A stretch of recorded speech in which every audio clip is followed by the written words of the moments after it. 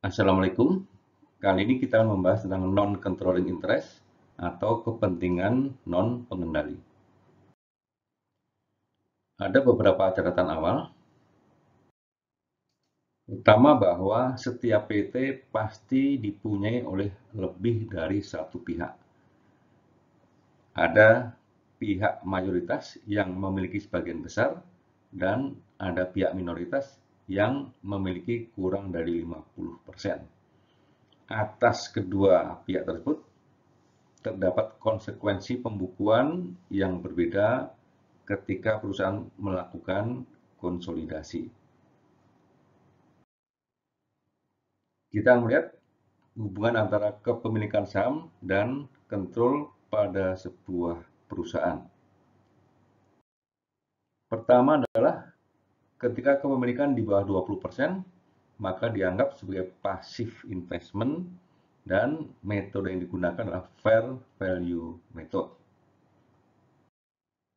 Yang kedua adalah kepemilikan di atas 20%, tetapi di bawah 50%. Masih masuk kategori kepemilikan minoritas, tetapi sudah masuk klasifikasi active investment. Metode yang dipakai adalah equity method. Yang terakhir adalah di atas 50%, maka perusahaan tersebut dianggap mampu mengontrol jalannya perusahaan. Kita lihat bagaimana konsekuensi terutama minority dan controlling interest ini. Pertama adalah passive investment. Dalam metode fair value, kita bisa menggunakan available for sale atau held for trading. Tapi yang perlu kita catat di sini adalah sifat kepemilikan tersebut tidak dalam posisi signifikan, terutama dalam penentuan komposisi manajemen. Kita akan membahas bagaimana trading atau available for sale dilakukan. Yang kedua adalah kepemilikan di atas 20%, di bawah 50%. Maka perusahaan yang dimiliki disebut dengan perusahaan afiliasi, karena masih di bawah 50%, walaupun di atas 20%, pemiliknya dianggap mempunyai pengaruh signifikan. Ini bisa dibuktikan misalnya dengan kemampuan mereka menentukan sejumlah direksi, walaupun sebagian kecil, dalam proses pemilihan direksi maupun penentuan kebijakan manajemen. Yang terakhir adalah controlling interest. Inilah kepemilikan mayoritas di mana pemiliknya memiliki lebih dari 50%. Konsekuensinya, perusahaan yang dimiliki disebut perusahaan anak dan pemilik wajib menyusun laporan konsolidasi. Bentuk pengaruh ini terutama terlihat pada waktu pemilihan direksi, di mana biasanya mereka mampu menempatkan beberapa direksi terpenting dan terbanyak pada perusahaan anaknya. Jadi inilah berbagai macam kemungkinan kepemilikan saham dan sifat kontrol pada perusahaan. Nah, kita akan bahas tentang non-controlling interest. Di sini ada dua perusahaan, Jaya Holding sebagai pemilik mayoritas atas perusahaan yang kita sebut dengan mitra sebanyak 55%, dan pemilik minoritasnya adalah Chandra sebanyak 45%. Jadi sekali lagi, Jaya Holding disebut sebagai induk perusahaan, sementara Chandra akan menyebut mitra sebagai perusahaan afiliasi karena kepemilikannya adalah minoritas.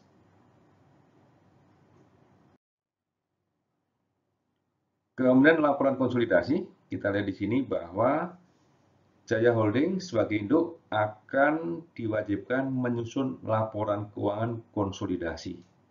Dengan konsekuensi, aset dan utang mitra akan digabung ke Jaya Holding, dan kemudian investasi Jaya Holding di mitra akan disaling hapus bukukan dengan ekuitas mitra.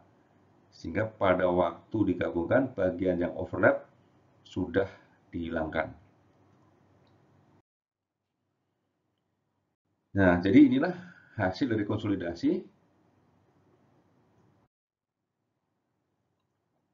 bahwa pemilik dari perusahaan induk tetaplah pihak yang sama, yaitu Aksara sebanyak 75% dan Bumi sebanyak 25%. Nah, Chandra di sini muncul sebagai pihak yang disebut dengan kepentingan non pengendali, yaitu pihak yang terkonsolidasi dari anak sebagai pemilik minoritas.